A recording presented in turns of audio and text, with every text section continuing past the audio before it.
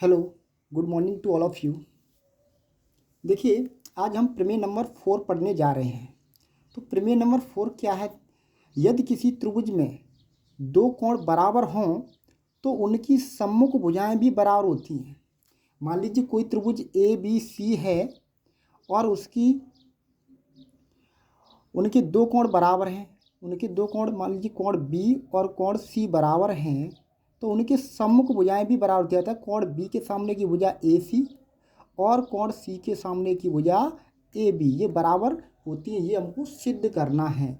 तो देखिए, जो भी बातें थी वो दी हुई थी। जैसे क्या हुआ, दिया है देखो, ज्ञात है मतलब दिया है, इसका मतलब जैसे त्रिभुज ए बी सी जिसमें कोण सी बराबर कोण बी, ये दिया हुआ है। देखो, कोण सी कोण बी के बराबर है, या फिर हम लिख सकते हैं कोण बी बराबर कोण सी, आपस में बराबर है। फिर हमें सिद्ध करना है। तो सिद्ध करना है मैं क्या है, ए बी बराबर ए सी, मतलब जो ए बी भुजा है, ये वाली भुजा ए बी, ये ए सी के बराबर हमें दिखानी है। ठीक है। अच्छा, रचना में क्या है, देखो कोण ए का अर्धक ए डी खींचिए। कोण ए कहाँ है, देखो बी ए सी, ये कोण है, तो इसका अर्धक मतलब हम रचना में क्या है, दो इसका अर्धक खींच लिया है। अर्धक मतलब ये कोण आपस में बराबर हमने खींच लिए। और फिर इसके बाद उपपत्ति में हमें क्या करना है, जो हमको दिया है, जो हमने रचना में किया है, उसके माध्यम से हमको प्रूव करने के लिए हमें कुछ सबूत ढूंढने हैं एक तरह के। ठीक है। तो देखो, रचना लिख ली हमने, उसके बाद हम उपपत्ति में देखो, पहले हमको क्या मिला, अर्धा खींचने से दो त्रिभुज मिले, दो ट्रायंगल मिल गए। कौन कौन सी, ए बी डी और ए सी डी। अब देखो, डी तो हमने कोई बिंदु ले लिया यहाँ पर, तो उसको नाम रख दिया डी। ठीक है। अच्छा, उपपत्ति में दो त्रिभुज मिल गए। अब इन दोनों त्रिभुजों में हम क्या करेंगे, सर्वांग समता हासिल करेंगे। तो सर्वांग समता के भी जो नियम होते हैं, मैंने और वीडियो में भी बताया है कौन कौन से नियम होते हैं, तो आप देख लीजिएगा। ठीक है। तो हम उसके माध्यम से प्रूव करेंगे। देखिए, कोण बी आपको दिख रहा होगा, ये कोण बी बराबर है कोण सी की। ये कहाँ से आ गए, दिया है। देखो, कोण सी बराबर है कोण बी की, तो हम कह सकते हैं कोण बी बराबर भी कोण सी के हुआ, क्योंकि हमने पहले त्रिभुज कौन सा लिया है, इधर वाला लिया ए बी डी। तो पहले हम कोण बी को, फिर इधर वाले को लेंगे कोण सी को, तो कोण बी बराबर कोण सी के। फिर देखिए, कोण बी ए डी, तो बी ए डी कहाँ है, ये वाला बी ए डी, ये कोण किसके बराबर है, सी ए डी के। तो सी ए और डी के बराबर, इस वाले कोण के, ये आपस में कोण बराबर हैं। ठीक है, ये बराबर हैं, तो हमको दो बातें मिलेंगी, एक ये वाला कोण इसके बराबर, ये कोण इसके बराबर, मतलब इसमें चित्र में देखे हैं तो ये इसके बराबर और ये वाला इसके बराबर, दो कोण मिल गए।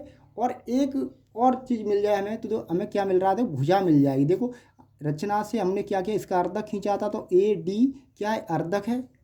तो ये दोनों त्रिभुजों की भुजाई तो इसकी भी है और इसकी भी है, तो दोनों की त्रिभुजों की भुजा वही है। तो इसका मतलब क्या है, ये दोनों त्रिभुज की भुजा एक ही है, तो ये भुजा बराबर ही तो होगी। तो भुजा कैसी है, बराबर है।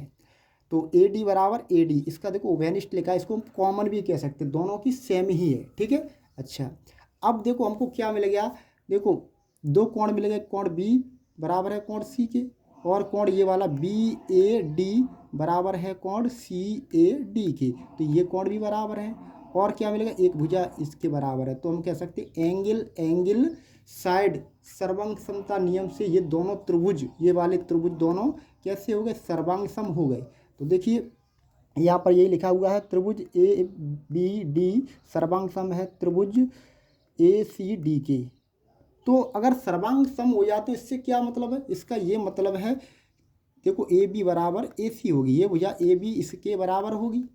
ठीक है, ये तो बराबर है ही, और ये भी तो इसके बराबर होगी, लेकिन हमें इससे मतलब नहीं, हमको तो ये दिखानी थी इसके बराबर। ठीक है। तो ये दोनों भुजा कैसी हो गई, बराबर हो गई। और हमको यही तो प्रूव करना था कि अगर दो कोण बराबर हैं तो इनकी सम्मुख भुजाएं भी बराबर होती हैं, यानी इसके सामने की भुजा ये और इसके सामने की भुजा ये बराबर होंगी। ठीक है। तो इसलिए देखो, सर्वांग सम त्रिभुजों के संगत अवयव संगत भाग बराबर होते हैं, यानी सी पी सी टी से ए बी बराबर ए सी हो गई। तो ये प्रमेय नंबर 4 थी। तो नेक्स्ट प्रमेय आगे देखेंगे। ठीक है। तो थैंक यू फॉर वॉचिंग।